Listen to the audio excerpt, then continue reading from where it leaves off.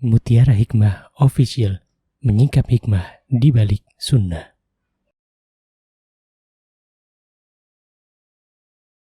Salurkan donasi terbaik Anda untuk mendukung dakwah Mutiara Hikmah Official.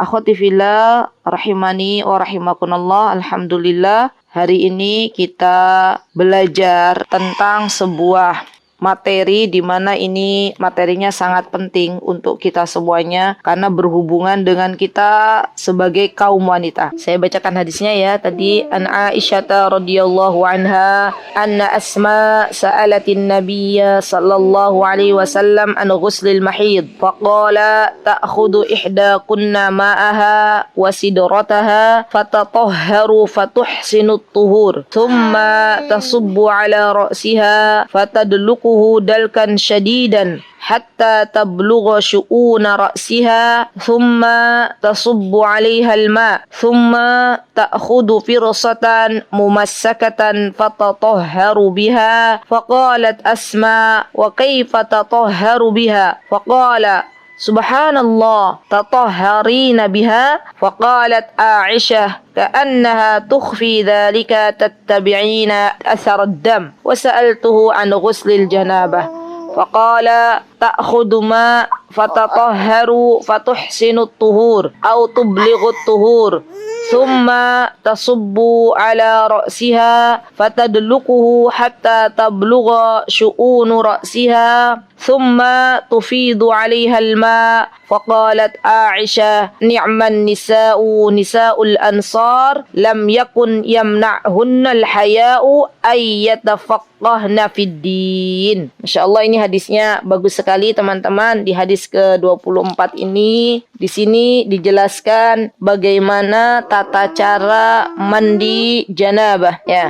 Dan kita tahu yang namanya pengertian janabah teman-teman secara bahasa itu diambil dari bahasa Arab kata junubin. Jadi junubun itu asalnya adalah dari arti kata junubun itu artinya adalah jauh. Kenapa disebut jauh? Karena subhanallah biasanya orang-orang junub baik itu laki-laki maupun perempuan biasanya mereka terjauhkan dari ibadah-ibadah tertentu karena sebab keadaan junubnya, ya kan? Misalnya seorang laki-laki yang habis berhubungan suami istri, misalnya habis menggauli istrinya, kemudian dia belum mandi, maka dia tidak boleh sholat ya sampai dia mandi terlebih dahulu. Begitu pula, subhanallah, perempuan juga sama, perempuan juga ketika dia berjunub ya maka ia pun tidak mendekati sholat terlebih dahulu sampai akhirnya mandi. Subhanallah. Baik, nah teman-teman yang dimuliakan oleh Allah Azza wa Jal,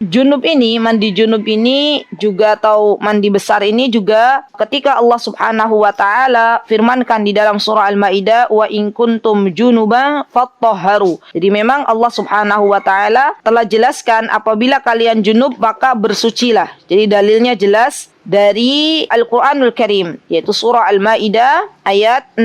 Allah Subhanahu wa Ta'ala memerintahkan kita semuanya untuk mandi junub ketika kita sedang dalam keadaan junub, maka Allah Azza wa Jalla memerintahkan kita untuk mandi. Ya. Nah, baik. Kemudian teman-teman yang perlu kita ketahui dalam hal ini juga ya, untuk mandi junub diantaranya subhanallah adanya niat. Karena kita tahu yang namanya niat ini pembeda antara sebuah kebiasaan dan ibadah. Ya, seseorang kalau dia mandi biasa ya, sampoan, ya membasahi rambutnya, membasahi tubuhnya, tapi ternyata nggak ada niat mandi besar, nggak ada niat mandi junub, maka dalam hal ini tidak dihitung sebagai ibadah. Dan ketika dia mandi, kemudian mandi besar, ya misalnya mengguyur kepalanya, kemudian mengguyur seluruh tubuhnya, dan dia tersirat atau dia ada niat di dalam dirinya, dalam hatinya untuk mandi besar, maka ini dihitung sebagai ibadah. Jadi para ulama itu mengatakan bahwa di antara fungsinya niat itu teman-teman untuk membedakan mana yang menjadi kebiasaan, mana yang menjadi ibadah. Dan kita tahu ya dalilnya insyaallah sudah pada hafal, innamal a'malu binniyat. Sesungguhnya setiap amalan itu tergantung pada niatnya. Subhanallah. Dan rukun mandi besar atau mandi junub itu diantaranya rukunnya hanya mengguyur seluruh badan dengan air, ya, hingga mengenai rambut dan kulit. Jadi di sini coba teman-teman lihat banyak sekali ya di sini dijelaskan oleh Rasulullah SAW, summa tufidul ma ala jasadih. Atau di sini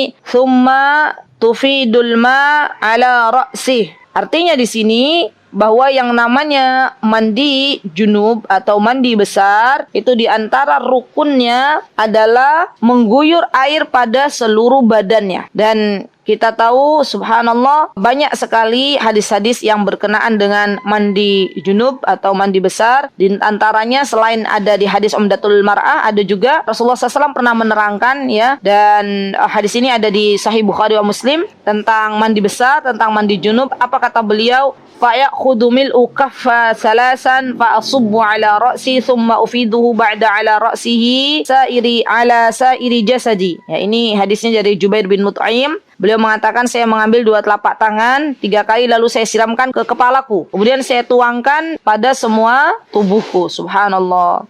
Jadi teman-teman, di antara rukunnya itu simple banget. Apa rukunnya? Rukunnya mandi besar itu mengguyur air. Kemana? Ke seluruh tubuh, ya, ke seluruh tubuh. Ini mandi besar ya, atau mandi junub ya. Baik, jadi niat dulu ya, meratakan, baru kemudian meratakan air ke seluruh badan. Jadi hakikat mandi itu cuma itu ya, menyiramkan air ke seluruh tubuh, sudah selesai ya. Sambil di sela-sela ya teman-teman, kalau teman-teman menyiramkan air ke dalam rambut itu di sela-sela bagian dalam rambutnya ya, dan sudah cukup ya, selesai. Pernah juga teman-teman Ummu Salamah ketika itu beliau bertanya kepada Rasulullah SAW, ya Rasulullah, ini imra'atun asyuddu dhafra ra'si fa'anquduhu li ghuslil janabah. Kata Ummu Salamah, ya Rasulullah, saya itu seorang wanita yang rambutnya itu dikepang gitu ya, dan ada kepangan di kepalanya, maka apakah aku harus membuka kepanganku ketika mandi junub? Kata Ummu Salamah. Jadi mungkin teman-teman ada ya yang di sini yang hadir rambutnya panjang gitu, terus dikepang-kepang. Nah, itu gimana?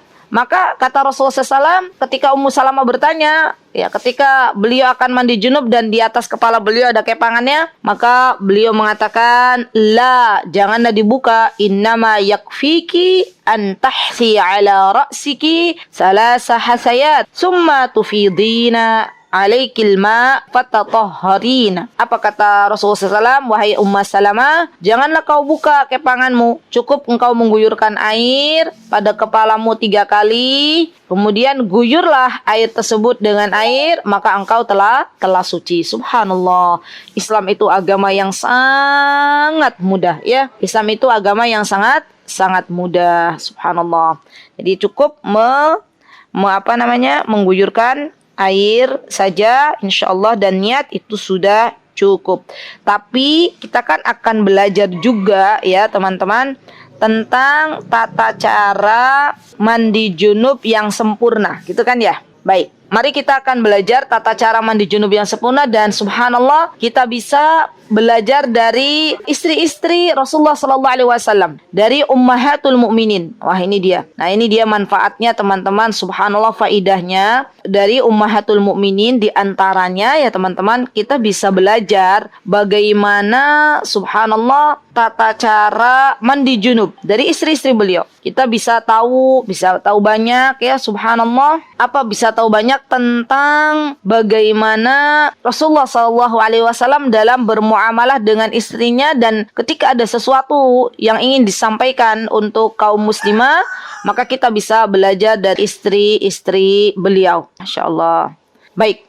Nah, setelah kita niat ya, kemudian kita akan belajar bagaimana tata caranya. Di antaranya ada hadis dari Ibunda Aisyah dan Ibunda Maimunah radhiyallahu anhuma. Apa kata Bunda Aisyah? An Aisyah zaujin Nabi sallallahu alaihi wasallam anna Nabiy sallallahu alaihi wasallam kana idza ightasala minal janaba bada'a fa ghassala yadayhi. Ya, dari Bunda Aisyah radhiyallahu anha, teman-teman perhatikan nanti insyaallah dirangkum ya, insyaallah oleh Kak Welin, bahwa kata Ibunda Aisyah Rasulullah SAW itu ketika mandi junub. Nah ini nih, subhanallah ya, seorang istri mempelajari detail gitu ya. Subhanallah bagaimana Rasulullah SAW mandi. Harapannya apa? Bisa mengajarkan kepada umat Rasulullah SAW. Dan akhirnya kita bisa mengetahui bagaimana tata cara mandi junub yang sesuai dengan anjuran Rasulullah SAW dari Ibunda Aisyah. Apa kata Ibunda Aisyah? Rasulullah tuh kalau mandi junub itu memulainya dengan mencuci kedua telapak tangannya. Jadi dicuci dulu kedua telapak tangan. Subhanallah. Jadi mencuci tangan ini sebenarnya teman-teman sudah diperintahkan oleh Rasulullah SAW jauh sebelum adanya corona di negeri kita. Ya, Masya Allah. Yang diantaranya kapan? Diantaranya ketika beliau akan mandi junub, maka beliau cuci dulu tangannya. Thumma yatawadda'u. Kemudian beliau berwudu. Kama yatawadda'u lis-salat. Kemudian beliau berwudu sebagaimana wudu untuk salat. Thumma yudkhilu asabi'ahu fil ma. Ya, setelah beliau mencuci kedua telapak tangannya, kemudian beliau berwudu, teman-teman, sebagaimana wudu untuk salat. Nanti di sini ada perbedaan pendapat. Apakah wudunya itu seperti salat dari mulai berkumur-kumur sampai kaki atau kakinya diakhirkan ya. Kita baca dulu hadisnya Ibunda Aisyah. Thumma yudkhilu asabi'ahu fil ma. Kemudian beliau memasukkan jari-jarinya ke dalam air ya. Fayukhallilu biha usul sya'rihi. Kemudian beliau menggosokkan, memasukkan air tersebut ke atas kepalanya dan beliau memasukkan jari jemari beliau ke kulit kepala. Ya, kemudian setelah itu summa yasubbu ala ra'sihi thalasa ghurafin biyadaihi. Baru teman-teman setelah itu subhanallah beliau menyiramkan air ke atas kepala. Jadi begini, pertama beliau mencuci kedua telapak tangan dulu 3 kali, ya kan? Ya, mencuci kedua telapak tangan. Kemudian setelah itu beliau berwudu dan beliau memasukkan jari jemari beliau ke dalam air. Setelah beliau masukkan jari jemari beliau ke dalam air, beliau masukkan jari tersebut yang jarinya berarti basah ke dalam rambut kepalanya gitu ya. Baru setelah itu beliau siramkan air ke atas kepalanya dengan kedua telapak tangan beliau sebanyak 3 kali. Thumma yufidul ma ala jildihi kulli. Ya, setelah beliau mengguyurkan di atas kepalanya, baru kemudian beliau mengalirkan air ke seluruh kulitnya. Ya, subhanallah. Jadi ini adalah hadis yang diriwayatkan oleh Ibunda Aisyah radhiyallahu anha. Baik. Nah, dari hadis ini juga kita bisa belajar, teman-teman, ada juga hadis dari istri Rasulullah SAW yang lain, ya, yaitu Ibunda Maimunah radhiyallahu anha. Jadi istri Rasulullah SAW itu subhanallah banyak ya teman-teman, dan semuanya punya kelebihan masing-masing. Ya, semuanya punya kelebihan. Istri beliau disepakati oleh para ulama itu diantaranya yang disepakati ada 11, ya, bukan 9. Karena kita biasanya belajar saya juga dulu pernah belajar di madrasah ibtidaiyah, itu diberitahukannya 9. Padahal ternyata ada lebih dari 9. Ya, semuanya isi Rasulullah SAW. Zainab saja ada 2, Zainab binti Huzaimah, ada Zainab binti Jahash. Ada Ibunda Sauda, ini yang jarang dibahas ya. Di subhanallah, mereka itu adalah orang-orang yang berjasa ya, ummahatul mukminin, ibunda kita kaum muslimin. Baik. Ibunda Maimunah mengatakan ya, apa kata Ibunda Maimunah? Kata beliau, wada'tu li Rasulillah sallallahu alaihi wasallam ma'an yaghtasilu bi. Subhanallah. Kata Ibunda Maimunah, saya itu pernah menyediakan air ya untuk Rasulullah SAW, di mana air tersebut nanti digunakan untuk mandinya Rasulullah SAW. Subhanallah ya. Ini diantara baktinya seorang istri kepada suaminya, menyediakan air ya ketika suaminya akan mandi. Fa afragha ala yadayhi. Lalu beliau setelah disediakan air oleh istri beliau yang tercinta, yaitu Ibunda Maimunah, kemudian beliau menuangkan air ke kedua tangannya. Faghassalahuma marratainin aw marratin salasan. Ya, kemudian beliau menuangkan air ke kedua tangannya. Kemudian beliau, subhanallah, kemudian beliau setelah menuangkan air pada kedua tangannya, beliau mencuci kedua tangannya 2 atau sampai 3 kali. Thumma afragha biyaminihi ala shimalihi. Kemudian beliau dengan tangan kanannya beliau menuangkan air kembali pada telapak tangan kirinya. Faghasala madzakirahu. Baru setelah itu beliau mencuci kemaluan beliau. Ya, subhanallah. Thumma dallaka yadahu bil ard. Lalu beliau menggosokkan tangan beliau ke tanah. Thumma, setelah beliau menggosokkan tangan beliau ke tanah, baru kemudian beliau balik lagi. Madha wastansyak, berkumur-kumur. Ya, madha itu berkumur-kumur, istansyak itu memasukkan air ke dalam hidung dan mengeluarkannya kembali. Thumma ghasala wajhuhu wa yadayhi. Kemudian beliau membasuh muka dan kedua tangannya, ya, seperti dalam keadaan berwudu. Thumma ghasala ra'sahu salasan. Kemudian beliau membasuh kepalanya 3 kali. Subhanallah. Thumma afragha ala jasadi. Kemudian beliau mengguyurkan, ya, ke seluruh jasadnya beliau, ke seluruh badannya beliau. Thumma tanahha. Kemudian beliau bergeser, ya, tanahha itu bergeser min maqamihi, dari posisi beliau yang semula. Baru faghasala qadamaihi. Beliau ketika beliau bergeser, baru kemudian beliau mencuci kedua telapak kakinya. Nah, ini nih yang menjadi perbedaan pendapat para ulama, apakah kaki itu dicuci ketika di awal atau diakhirkan. Ya, karena riwayatnya beda. Kalau riwayat dari Ibunda Aisyah, maka di sini disebutkan wudunya itu di depan semuanya. Tapi kalau Ibunda Maimunah, wudunya di kakinya di belakang gitu ya. Nah, di sini kita bisa ambil rangkuman teman-teman untuk mandi junub dulu ya.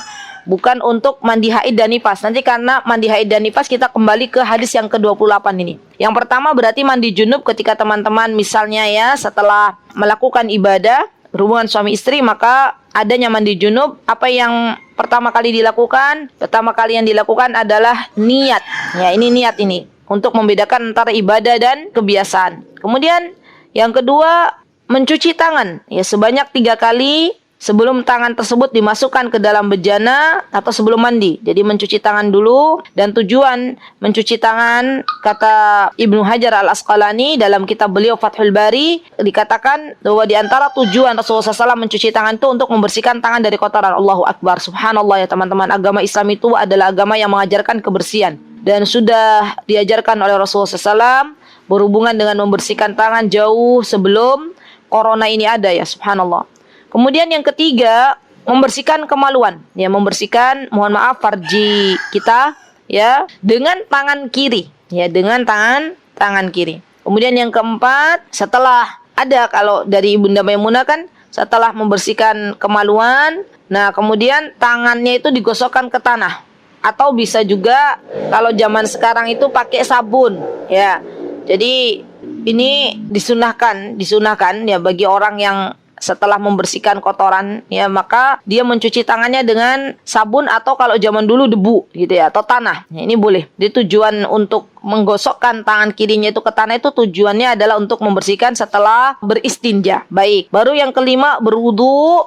Berwudunya ada 2 ya, berwudu dengan sempurna ya seperti teman-teman akan sholat, dan ini hadisnya dari hadis Ibunda Aisyah, atau bisa juga kakinya diakhirkan, dan ini diambil dari hadis Ibunda Maimunah radhiyallahu anha. Teman-teman boleh memilih, silahkan mau yang mana boleh, karena memang dua-duanya ada dalilnya ya, jadi tidak perlu diperdebatkan. Ustazah, tapi kalau saya enaknya nyuci semuanya, boleh. Kalau saya kakinya diakhirkan, boleh. Monggo, silahkan dipilih saja ya. Baik, yang keenam, mengguyur air pada kepala sebanyak 3 kali sampai ke pangkal rambut.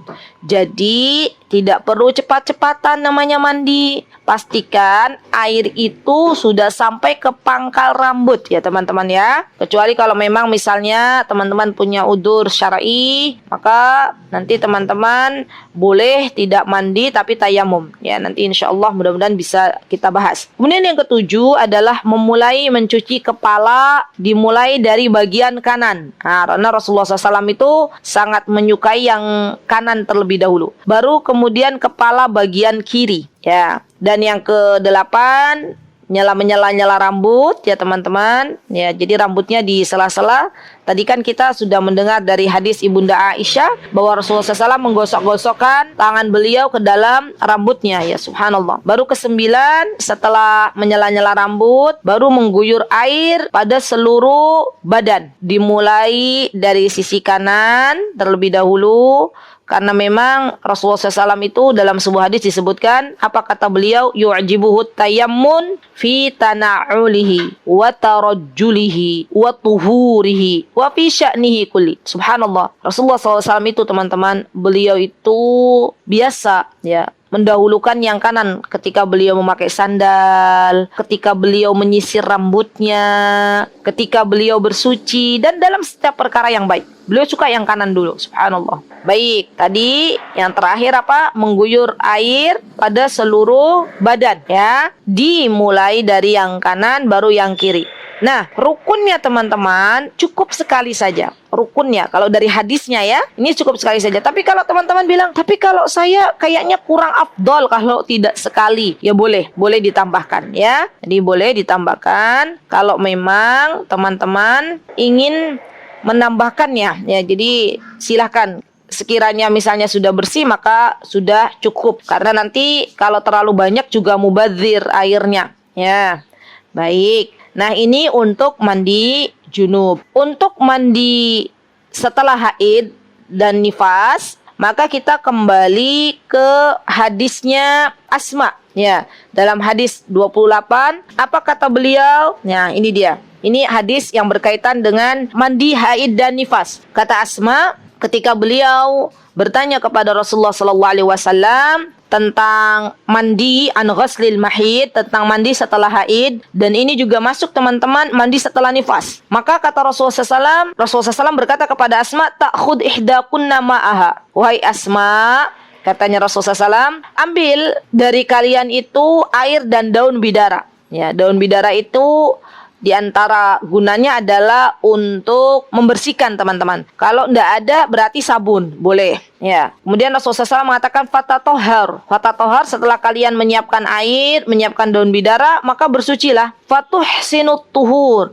Dan baguskanlah. Ketika kalian mencuci, baguskanlah atau perbaguslah bersucinya. Ya, subhanallah. Jadi nggak buru-buru ya teman-teman. Yang namanya mandi suci itu, mandi dari haid dan nifas itu perlu tidak tergesa-gesa ya. Jadi tidak usah terburu-buru jika memang tidak ada agenda yang sangat mendesak. Summa tasubbu ala ra'siha. Kemudian setelah teman-teman, kata Rasulullah SAW kepada Asma, menyiapkan air dan daun bidara, kemudian menuangkan air ke kepala. Sembari fatadluku dalkan syadidan, sambil dipijit-pijit ya, dipijit-pijit, subhanallah. Pijit-pijitnya itu kalau di sini kan ada dalkan syadidan, berarti menggosoknya dengan sedikit dikuatkan gitu loh. Dan subhanallah teman-teman, ini ada manfaatnya. Subhanallah. Teman-teman pernah, mohon maaf ya, pernah krimbat ya? Nah, pijitannya kayak gitulah. Kayak orang krimbat itu, kalau teman-teman dikrimbat itu ya. Jadi kan enak toh, saraf-sarafnya kan jadi seger lagi gitu ya. Nah, itu diantara manfaatnya, subhanallah. Nah, setelah teman-teman ditekan-tekan kepalanya, kemudian setelah itu apa kata Rasulullah SAW? Hatta tablughu syu'una ra'siha thumma tasubbu 'alaihal ma. Ya, setelah teman-teman pijit-pijit ya, atau setelah teman-teman gosok-gosok ya kepalanya dengan cukup kuat sampai mencapai akar rambut kepalanya, baru teman-teman di sini tasubbu 'alaihal ma. Teman-teman bisa menyiramkan air pada kepala yang tadi telah dipijit-pijit itu. Summa ta'khudu firsatan mumassakatan fatatahharu biha. Kata Rasulullah SAW, lalu setelah itu ambil kapas. Ya, kapas yang dimana kapasnya ini sudah dibubuhi dengan wewangian. Ya, dan bersuci dengannya. Faqalat Asma, wa kaifa tathuri biha, dan bagaimana bersuci dengannya, maksudnya bagaimana kita itu dengan kapas tersebut bersuci. Asma bertanya, ya. Faqala subhanallah tatahharina biha, ya. Lalu Asma terkejut gitu loh. Dan Rasulullah SAW mengatakan subhanallah, ya. Bersucilah engkau wahai Asma dengan apa yang sudah tadi saya terangkan. Faqalat Aisyah, kemudian ibunda Aisyah, ya, ketika itu ka'annaha tukhfi dzalika tattabi'ina atsarad dam. Kemudian ibunda Aisyah menjelaskan kembali bahwa ketika seorang wanita itu dia bersuci dengan kapas yang telah dibubuhi wewangian, itu seakan-akan kata beliau itu menyapu bekas-bekas darah haid yang misalnya masih ada sisa-sisanya gitu loh, dengan kapas itu jadi wangi. Wasa'alatu an ghusl janabah. Faqala, yang ini kedua ini tentang mandi janabah, ya. Berarti sudah selesai, alhamdulillah. Kita sudah belajar di antara bedanya tadi, ya. Bedanya kalau mandi haid dan nifas yang punya kepangan maka nggak perlu dibuka kepangannya.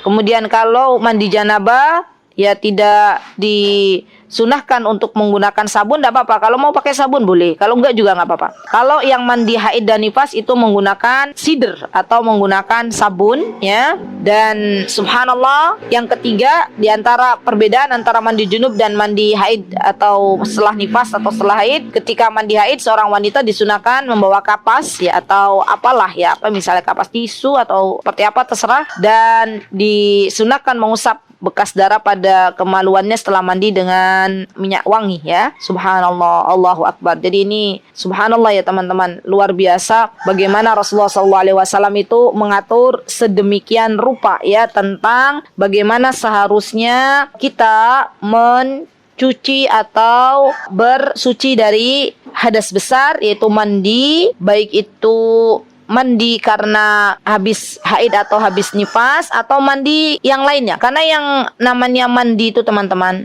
mandi junub itu bukan hanya ketika bertemunya farji laki-laki dan perempuan, tapi juga ada teman-teman mandi junub misalnya ketika seseorang itu keluar mani, ya, disertai pastinya dengan syahwat, baik ketika dia tertidur maupun ketika dia terbangun, ya. Maka di sini dia harus mandi. Dan subhanallah, yang namanya mandi itu juga teman-teman memiliki bau yang khas, ya. Dan ini juga keluar baik itu laki-laki maupun perempuan.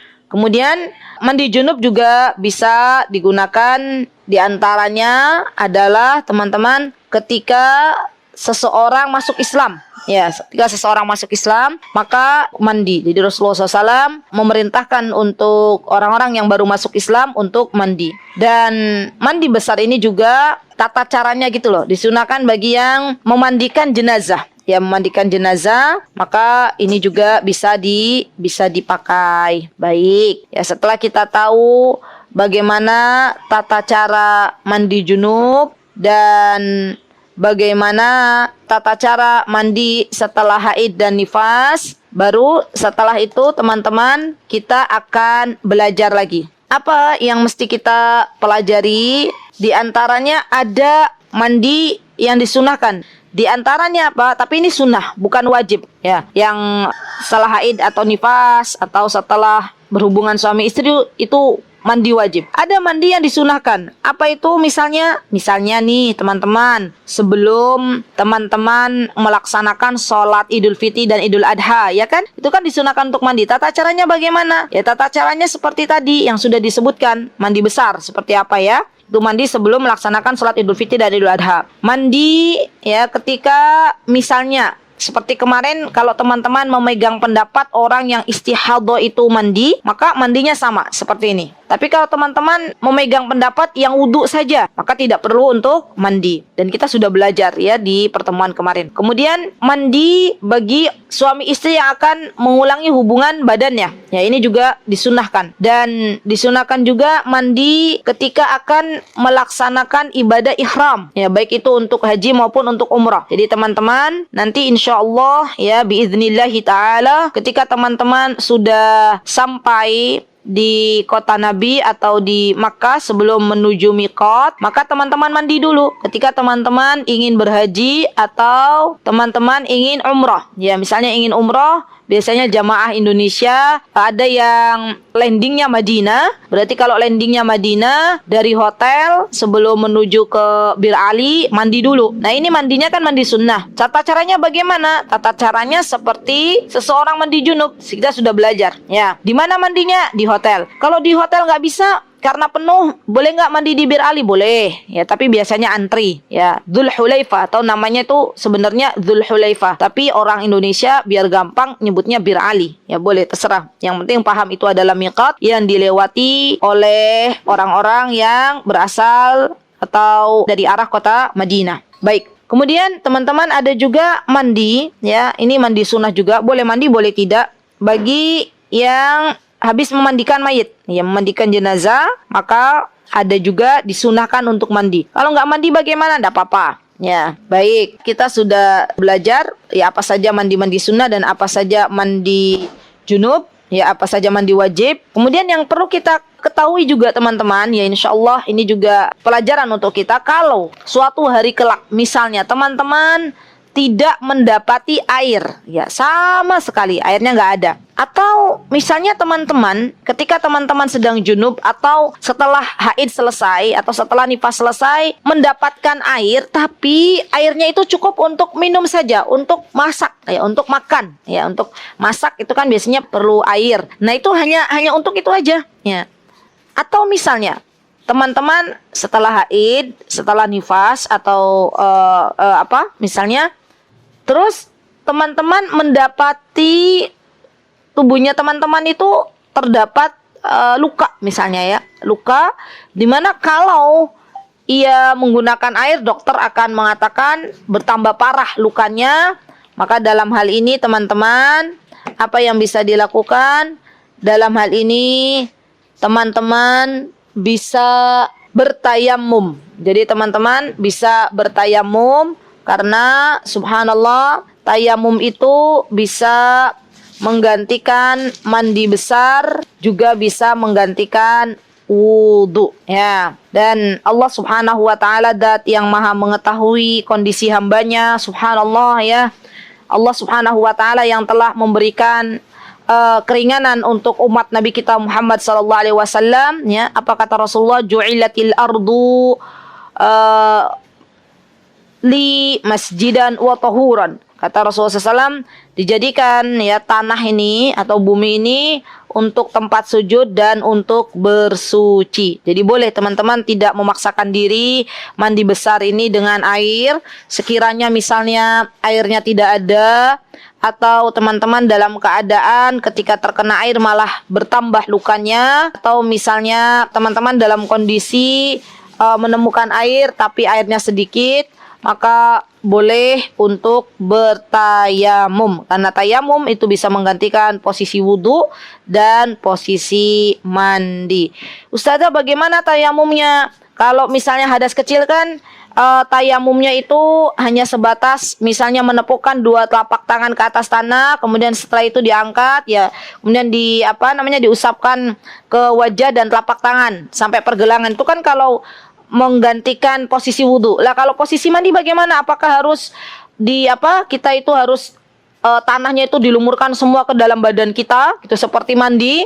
Tidak, ya. Sama persis teman-teman. Tata caranya itu seperti teman-teman tayamum ketika teman-teman akan berwudhu nggak menemukan air. Udah, itu aja cukup. Itu bisa menggantikan mandi, ya. Kalau memang tidak ada air. Jadi caranya itu seperti itu, ya. Jadi tidak ada bedanya bagaimana cara tayamum untuk yang akan berwudu atau yang akan mandi dan tidak ada air. Wallahu taala alam. Dan sebelum kita menutup, di sini ada faidah, ya semoga ada yang bisa diambil dari faidah ini teman-teman. Insyaallah sudah ada di screen, ya. Insyaallah. Apa faidahnya? Di antaranya minal fawaid al-muta'alliqah bi maudhu'il hadis, ya, ada faidah yang bisa kita ambil, mutiara-mutiara hikmah yang bisa kita ambil dari hadis yang ke-28. Yang pertama adalah jawazu istifta'ul mar'a ar-rajulil 'alim al-'afif fi qadayal mar'atil khassah. Ya, bolehnya seorang laki-laki berfatwa ya kepada perempuan, ya perempuan yang di mana dia ingin bertanya sebuah agama, maka Rasulullah SAW al-alimul afif, ya Rasulullah SAW memberitahukan ini kepada Asma. Dan di sini teman-teman syaratnya al-alim al-afif, seorang laki-lakinya seorang laki-laki yang dia berilmu dan juga dia bisa menjaga dirinya, ya. Jadi boleh seorang laki-laki yang dia bisa menjaga dirinya, syaratnya bisa menjaga dirinya. Ya, sekali lagi teman-teman, tidak diperbolehkan bagi kita sebagai kaum wanita kalau nggak ada kepentingan yang mendesak bertanya bukan tentang masalah agama, curhat, curcol kepada laki-laki yang bukan mahram. Ya, karena fitnah itu terjadi di mana-mana. Baik, kemudian yang kedua, dari hadis ini kita bisa belajar tentang sifat mandinya seorang perempuan ketika selesai dari haid atau dari nifas. Yang ketiga, as-sunnatu lil haid idza tatahhati minal haid an tutibi mahallad dam bil misk. Ya, disunahkan juga bagi teman-teman yang akan mandi setelah haid, di sini kata muallif untuk bersuci dengan menggunakan wewangian, ya, di tempat yang keluarnya darah, ya. Baik, ditempel di kapas. Dan kalau bisa teman-teman, ini kalau bisa, kalau nggak ada ya nggak apa-apa, ya. Minyak wanginya tuh yang murni. Kan sekarang itu banyak minyak wangi yang KW. Subhanallah. Baik. Kemudian yang keempat adalah al-haya la yamna'u min ta'allumil Qur'an syar'i. Subhanallah, min ta'allumil ilmi syar'i. Malu tidak menghalangi Asma untuk bertanya atau untuk belajar ilmu syar'i. Jadi teman-teman boleh belajar, ya, dan itu bukan malu, ya, karena belajar ilmu agama, belajar ilmu syar'i itu adalah kewajiban yang Allah Subhanahu wa taala telah wajibkan untuk kita semuanya. Dan yang kelima, di sini isti'malul misk ba'da tuhur yarshudu ila ahammiyati izalati ma yustaqdir kal-'irq wa nahwihi bi syartin antazizahu syari'ah.